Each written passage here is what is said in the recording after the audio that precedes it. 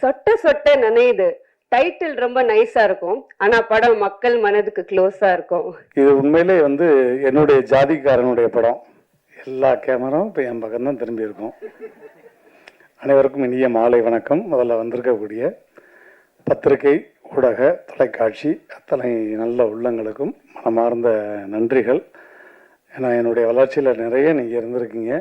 So அதுக்கு முதல்ல உங்களுக்கு மனமார்ந்த நன்றி. அதே மாதிரி மேடையில் இருக்கக்கூடிய எல்லாருக்கும், இல்லை திரைத்துறையை சார்ந்த எல்லா அன்பு தம்பிமார்களுக்கும், இந்த திரைப்படத்தினுடைய உழைப்பாளிகள் எல்லாருக்கும் என்னுடைய மனமார்ந்த நன்றி. குறிப்பாக இயக்குனருக்கு ரொம்ப ரொம்ப நன்றி சொல்லணும்.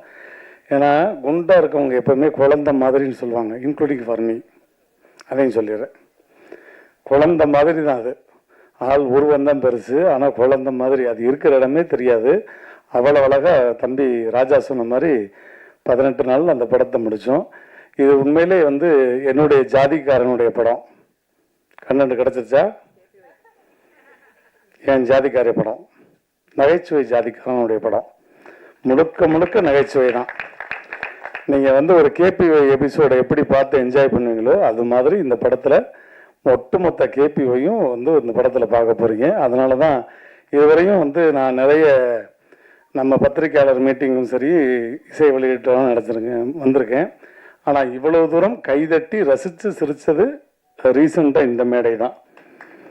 ஏன்னா அதற்கு காரணம் இது ஒரு பலகுரல் மேடையாக மாறிடுச்சு. நீங்களே என்ஜாய் பண்ணியிருப்பீங்க. உண்மையே எஸ்ஆர்னோ தேங்க்யூ. ஸோ அந்த மாதிரி எல்லா ஒட்டுமொத்த. ரெண்டாவது, நிறைய இசை வெளியீட்டு விழாவும் இப்போ நான் பார்க்கும்போது எல்லாமே யங்ஸ்டர்ஸ் வர்றாங்க. யங்ஸ்டர்ஸ் வரும்போதெல்லாம் அவங்களுக்கு பேச தெரியுமா, ஒரு நிமிஷம் 2 நிமிஷத்தில் பேசிட்டு போவாங்கன்னு நினச்சேன். பட் அந்த கவிஞர் அவர் ரொம்ப அழகாக, அவ்வளவு அற்புதமான தமிழில் இந்த மாதிரி ஆட்கள் திரும்ப இப்போ இண்டஸ்ட்ரிக்கு வரும்போது அது ரொம்ப வலிமையாக இருக்கும். உண்மையிலே உங்கள் எல்லாருக்கும் மனமார்ந்த நன்றி. மேடையில் இருக்கக்கூடிய CV. Kumar sir and Shankar அண்ணன் எல்லாருக்கும் மனமார்ந்த நன்றி. இந்த விழாவின் நாயகன் இசையமைப்பாளர், அவரும் எல்லாமே யங்ஸ்டர்ஸ் பட்டாளம் தான். முதல்ல ஹீரோவை பற்றி சொல்லிடுறேன்.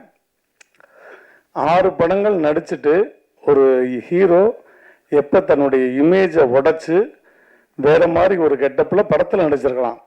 ஆனால் ஒரு மேடைக்கு ஒரு இத்தனை சபையில் அதே கெட்டப்பில் நான் உட்காரேன்னு சொல்லும்போது, இதுவும் என்னுடைய அப்பா உங்களுக்கு தெரியும், என்னுடைய ஆசான் திருநாச்சாரியார், உலக நாயகன், விண்வெளி நாயகன் கமலஹாசன் சார் தான். 16 வயது நிலை படத்தில் எப்படி கோமணத்தோடு நடித்தாரோ அவ்வளோ பெரிய ஸ்டார். அந்த மாதிரி இன்னைக்கு அவர் இதற்காக சிரத்தை எடுத்து இன்னைக்கு கிட்டத்தட்ட 1 மணி நேரம் மேக்கப் போட்டு அதே கெட்டப்பில் எல்லோரும் பார்க்கட்டும், நான் இந்த கெட்டப்பில் தான் நடிச்சிருக்கேன். அவர் நார்மல் கெட்டப்பில் கூட வந்திருக்கலாம், ஆனால் இந்த கெட்டப்பில் தான் வந்திருக்கேன்னு சொல்லி வந்தார் பாருங்க. அதற்கு மிகப்பெரிய ஒரு கைத்தட்டல் அவருக்கு. இது இந்த மேடையில் உங்களை மிகப்பெரிய மேடைக்கு நிறைய மேடை கொண்டு போகும்போது மனமார்ந்த வாழ்த்துக்கள். என் தயாரிப்பாளர் கேபிஒய் ராஜா, அன்பு தம்பி, அற்புதமான ஸ்கிரிப்ட் ரைட்டர், அற்புதமான வாய்ஸுக்கு ரொம்ப ரொம்ப டிஃப்ரெண்ட்டான வாய்ஸ்லாம் பேசக்கூடியவர். அவருக்கும் நன்றி. அதே மாதிரி அன்பு தம்பி ஆனந்த், அப்படியே டிட்டோ கண்ணை மூடுனா என் தம்பி சிவகார்த்திகன் அப்படியே நேரில் கொண்டாந்துடலாம் அந்த மாதிரி. அதுக்கப்புறம் என்னுடைய இன்னொரு அன்பு செல்லம் கல்லூரி வினோத், எக்ஸ்ட்ரானரி ரைட்டர். கூடிய விரைவில் அங்கே டைரக்ட் பண்ணணும்னு ஆசைப்பட்டுக்கிட்டே இருக்கேன். அப்படி இல்லைன்னா கூட நான் இன்னொரு 4-5 மாதம் கழித்து ஒரு நல்ல செய்தி, ஒரு டைரக்ஷன் பண்ணக்கூடிய படம் பண்ண போகிறேன். அதில் கேபி ராஜாவும் வினோத்தும் கூட இருப்பாங்க, என் கூட ஆனந்த், எல்லாருமே. அதையும் இந்த இடத்துல நான் சொல்லிக்கிறேன். ஸோ அவங்களுக்கும் என்னுடைய மனமார்ந்த நன்றி. எல்லாருமே ஆளுக்கு ஒரு வாய்ஸ் பேசிட்டீங்க. நான் ஒரு வாய்ஸ் பேசல என்ன இருக்கு?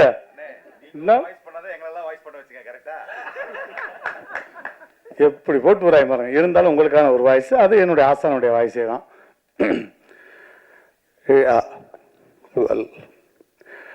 எந்த மாதிரியான ஒரு நல்ல விழாவில் நான் கலந்து கொண்டமைக்கு பெருமைப்படுகிறேன். இது நிஜம். இந்த மாதிரி இளைய சமுதாயம் இந்த திரை உலகத்திற்கு வருவதால் நான் பெருமைப்படுகிறேன்.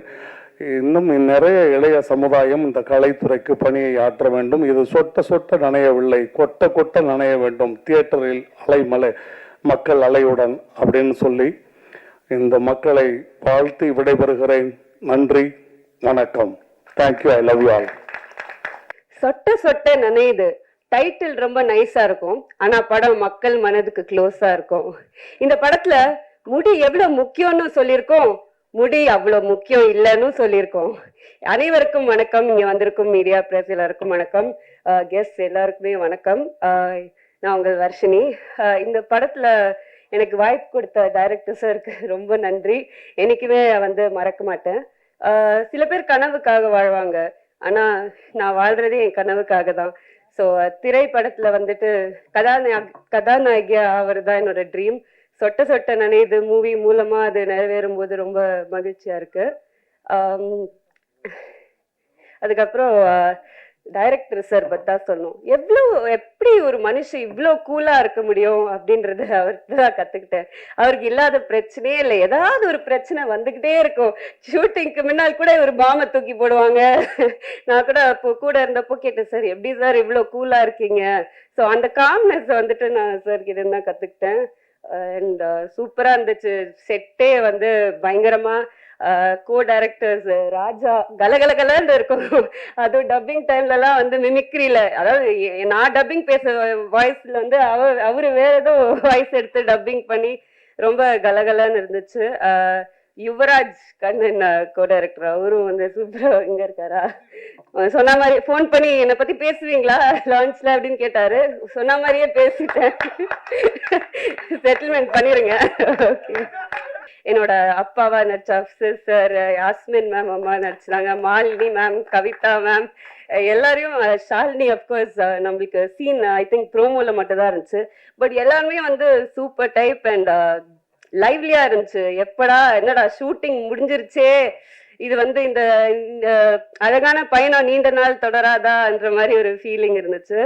பட் எனிவேஸ் எல்லாரையும் வந்து தியேட்டர்ல வந்து 22 ஆகஸ்ட் உங்களை சந்திக்கிறோம். இது வந்து ஒரு நியூ டீம், சின்ன படம்ன்றதுனால மக்கள் மீடியா நம்பி தான் வந்துட்டு இந்த படம் இருக்கு. ஸோ தயவு செய்து நீங்க சப்போர்ட் பண்ணுவீங்கன்னு நினைக்கிறேன். 22 ஆகஸ்ட் வந்து தியேட்டர்ல அவங்க எல்லாரையும் சந்திக்கிறேன். நன்றி, வணக்கம்.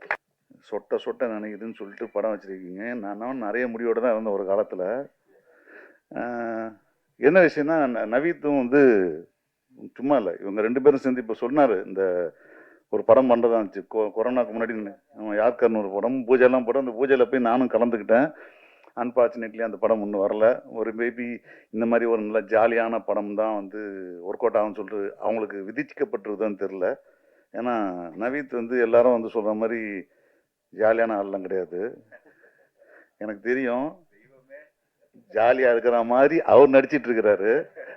ஏன்னா நமக்கு இல்லாததுலாம் அவருக்கு தான் தெரியும். அதனால நம்ம இல்லைன்னு சொல்லிட்டோம்னா மற்றதெல்லாம் டென்ஷன் ஆகிடும்னு சொல்கிறதுக்காக நம்ம ஜாலியாக இருக்கிற மாதிரியே கூலாக இருக்கலாம்னு சொல்லிட்டு நடிச்சிட்டு இருக்கிற ஆள்.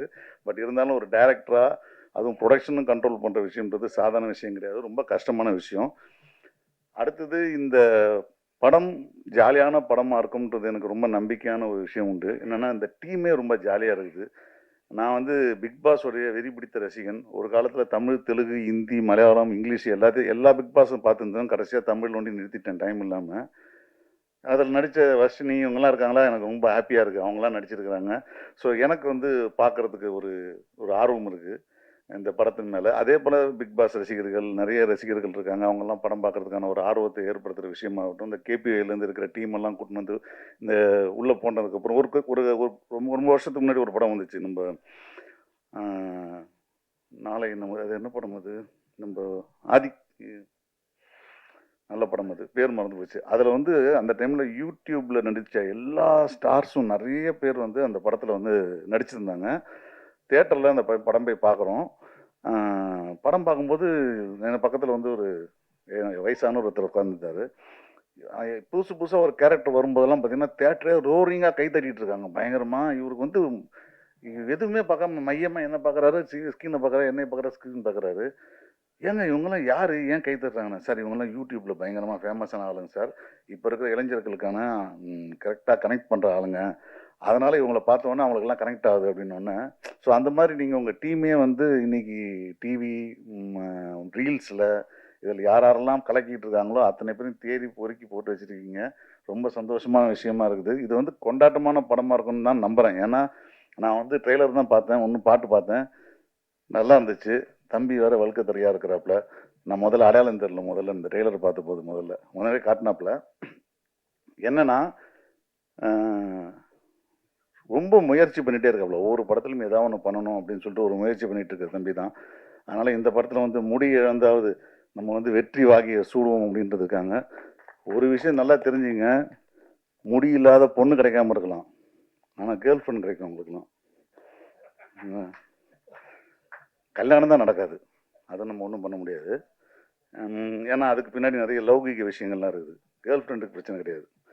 அடுத்தது வந்து முடி இல்லாததை பற்றி படம் எடுத்தவங்க யாரும் இது வரைக்கும் தோத்ததே இல்லை. இப்போ இதே படமாக எடுத்துங்களேன், ஒரு மொட்டை கதை அப்படின்னு சொல்லிட்டு கன்னடத்தில் வந்துச்சு, அந்த படம் ஹிட்டு. பாலான்னு ஒரு படம் வந்துச்சு, அந்த படம் ஹிட்டு. இப்போ தமிழில் இந்த படம் சொட்ட நினைக்குதுன்னு சொல்லியிருக்கிறாங்க. சொட்ட நினைக்கிறது வந்து கொட்டை வரட்டும் படம். நிச்சயமாக அவங்க டீம் எல்லாருக்குமே வந்து வாழ்த்துக்கள். ஜிதேஷ், நம்ம அடிக்கடி ஃபோனில் வண்டி தான் பேசியிருக்கோம் ரொம்ப வருஷமாக, நேரம் இப்போ தான் பார்க்குறேன்னு நினைக்கிறேன் இல்லையா? உங்களுக்கும் வாழ்த்துக்கள். ஸோ இந்த படத்தை வந்து ஒரு 16-17 நாளில் எடுத்துட்டு அதை வந்து தியேட்டருக்கு கொண்டு வர்றதுக்கான இவ்வளோ சுறுசுறுப்பை வந்து உண்மையாகவே எனக்கு பாராட்டுறவங்கள. ஏன்னா சின்ன பட்ஜெட்டில் எடுக்கப்பட்ட படங்கள் நல்ல என்டர்டெயின்மெண்ட்டாக இருந்துச்சுன்னா அது ஈஸியாக கவர் பண்ணுறது ஈஸி. அதாவது நம்ம போட்ட இன்வெஸ்ட்மெண்ட்டை வந்து எடுக்கிறது ஈஸி. அதுக்கு ஒரு டிஸ்ட்ரிபியூட்டராக கிடச்சிருக்கான்றீங்க, அவங்களாம் வந்து மாட்டிருக்காங்கன்னா சொன்னீங்க. கமான் எப்படி ஒன்றும் இல்லை, அது எப்பவுமே அப்படி தான். அது வந்து என்ன சொல்கிறதுன்னு வந்து சினிமா வந்து நான் அடிக்கடி சொல்கிற விஷயம், நண்பர்கள்லாம் வந்து விடாத கருப்பது.